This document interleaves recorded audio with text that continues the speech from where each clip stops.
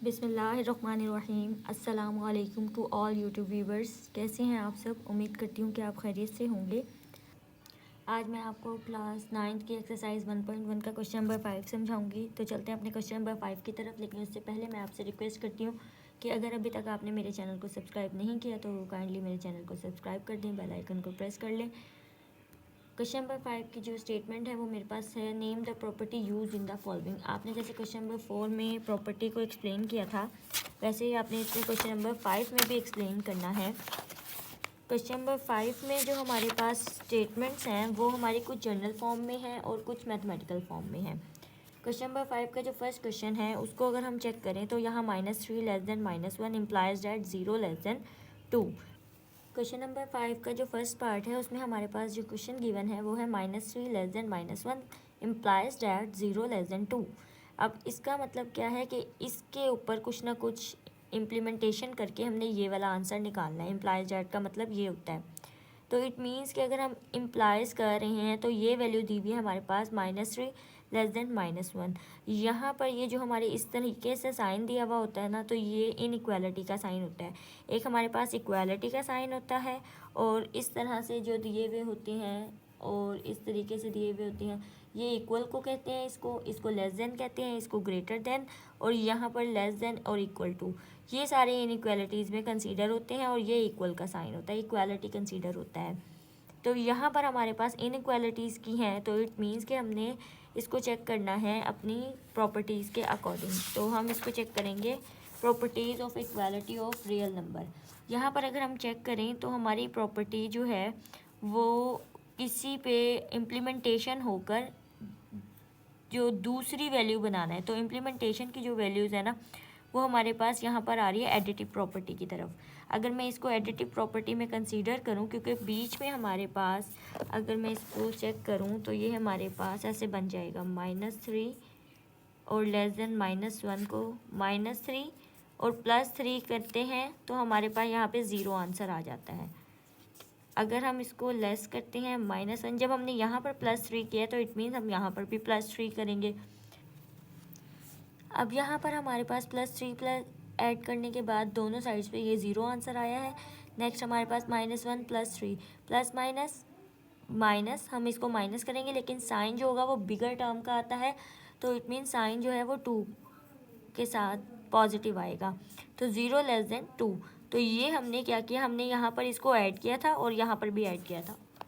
According to book अगर हम दो वैल्यूज़ में ऐड करते हैं a प्लस सी और b प्लस सी करते हैं तो ये हमारे पास एडिटिव प्रॉपर्टी होती है। तो यहाँ पर इस वजह से मैंने इसको एडिटिव प्रॉपर्टी लिखा है। नेक्स्ट हमारे पास जो है वो a less than b then 1/a greater than 1/b हमारे पास इस तरीके से मेंशन है। ये हमारे पास जो प्रॉपर्टी है ये हमारी रेसिप्रोकल की प्रॉपर्टी है। रेसिप्रोकल की प्रॉपर्टी कैसी है, ये हमारी बिल्कुल सेम टू सेम यही चीज़ जो है ना वो मेंशन हुई भी है। मैं आपको एक्सप्लेन कर देती हूँ कि ये किस तरीके से है। If A B belongs to R, यानी कि हमारे पास अगर ए बी बिलोंग्स कर रहा है आर के साथ, यानी कि कोई रियल नंबर्स के साथ बिलोंग कर रहा है, और इसका मतलब फॉर ऑल होता है, यानी कि तमाम रियल नंबर्स हमने लेने हैं इसमें। एंड हैव सेम साइन का मतलब क्या है कि अगर a लेस देन b इन सब के साथ जो है वो पॉजिटिव का ही साइन है, तो सेम साइन है और a लेस देन b होगा, तो उसको हम इस तरीके से इम्प्लाइज कर सकते हैं कि अगर हम 1/a करें फिर वो ग्रेटर हो जाएगा 1/b से। तो ये हमारे पास रेसिप्रोकल प्रॉपर्टी है, तो यहाँ पर हम रेसिप्रोकल प्रॉपर्टी मेंशन करेंगे। नेक्स्ट जो हमारे पास है वो if a less than b then a plus C less than b plus C. ये अगर हमारे पास देखें तो a b प्लस सी और a प्लस सी सेम वही प्रॉपर्टी है जो हमने फर्स्ट वाले क्वेश्चन में की थी, क्योंकि हमने यहाँ पर भी c को ऐड करके 0 बनाया था 3 को ऐड करके, तो यहाँ पर भी a प्लस सी ये इसकी जर्नल फॉर्म है और ये मैथमेटिकल फॉर्म थी। तो यहाँ पर भी हमारे पास जो आंसर आएगा वो आएगा एडिटिव प्रॉपर्टी। यहाँ तक हमारे पास क्वेश्चन नंबर 3 सॉल्व हो गया। नेक्स्ट हमारे पास इसका क्वेश्चन नंबर 4 है। क्वेश्चन नंबर 4 को अगर मैं चेक करूं तो हमारे पास जो वैल्यू मेंशन है वो है A C less than B C and C greater than 0 then A less than B. यहाँ पर हमारे पास जो है ना प्रॉपर्टी जो है वो अगर मैं इन दोनों को चेक करूँ तो ये मल्टीप्लाई हो रहे हैं आपस में। जब ये आपस में मल्टीप्लाई हो रहे हैं तो इट मीन्स कि ये मल्टीप्लिकेटिव प्रॉपर्टी है। लेकिन यहाँ पर हमारे पास सी ग्रेटर देन 0 भी मेंशन है और ए लेस देन बी भी मेंशन है। तो इट मीन्स हमने इनको भी कंसीडर करना है कि अगर हमारे पास ए और बी लेस हों, यहाँ पर ये चीज़ है, और जो ये सी की वैल्यू है वो ग्रेटर हो, क्योंकि सी जो है वो दोनों में, इसमें भी है और इसमें भी है, वो ग्रेटर देन 0 हो, तो वो हमारे पास मल्टीप्लिकेटिव प्रॉपर्टी की ही डिफ़ाइन बनती है। अगर मैं इसको यहाँ पर कंसीडर करूँ, ये देखिए हमारे पास ये वही चीज़ मेंशन है जो आपके क्वेश्चन में गिवन है।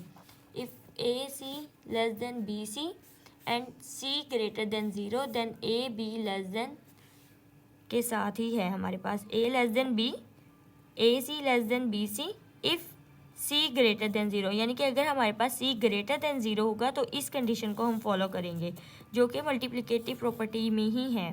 और अगर हमारे पास सी जो है वो लेस देन 0 होगा तो हम इस वाली प्रॉपर्टी को चेक करेंगे। तो यहाँ पर हमारे पास जो है वो सी ग्रेटर देन 0 देन भी मल्टीप्लिकेटिव प्रॉपर्टी, और जो आपका इसके साथ या नेक्स्ट क्वेश्चन है वहाँ पर हमारे पास सी लेस देन 0 है, तो वहाँ पर भी हमने मल्टीप्लिकेटिव प्रॉपर्टी को ही मेंशन करना है। यानी कि हमारे पास क्वेश्चन नंबर 4 और क्वेश्चन नंबर 5 जो हैं वो एक ही जैसे हैं, जस्ट हमारे पास यहाँ पर सी ग्रेटर देन 0 है और यहाँ पर सी लेस देन 0 है। तो इट मीन्स कि हमने इनको मल्टीप्लिकेटिव प्रॉपर्टी ही कंसीडर करना है। यहाँ पर मैंने मल्टीप्लिकेटिव प्रॉपर्टी मेंशन कर दिया।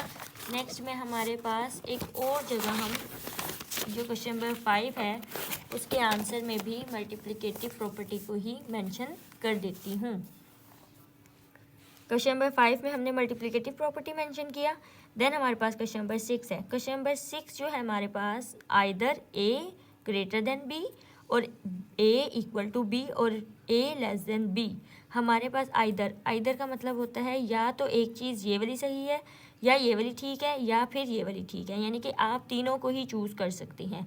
जब हमारे पास 3 ऑप्शंस होंगे तो आप तीनों को ही सिलेक्ट कर सकते हैं। तो ये हमारी प्रॉपर्टी जो है ये ऑर्डर्ड की प्रॉपर्टी है और ये फर्स्ट प्रॉपर्टी ही कंसीडर होती है। यहाँ पर हमारे पास ट्रिचोटोमी प्रॉपर्टी कंसीडर होगी ये for all A B belongs to R, यानी कि ए और बी की वैल्यू हमारे पास आर से बिलोंग कर रही है। Either A is equal to B, या तो अगर ये बिलोंग कर रही है आर से तो इसमें ये भी कंडीशन हो सकती है कि ए बी के इक्वल हो, या फिर ए बी से बड़ा हो, या फिर ए बी से लेस हो। यानी कि ये हमारे पास 3 कंडीशंस हो सकती हैं ए की, क्योंकि ए और बी दोनों ही आर से बिलोंग कर रहे हैं। एंड नेक्स्ट वीडियो तक के लिए अल्लाह हाफिज़, मुझे दुआ में याद रखिएगा। And don't forget to subscribe my channel and like the video.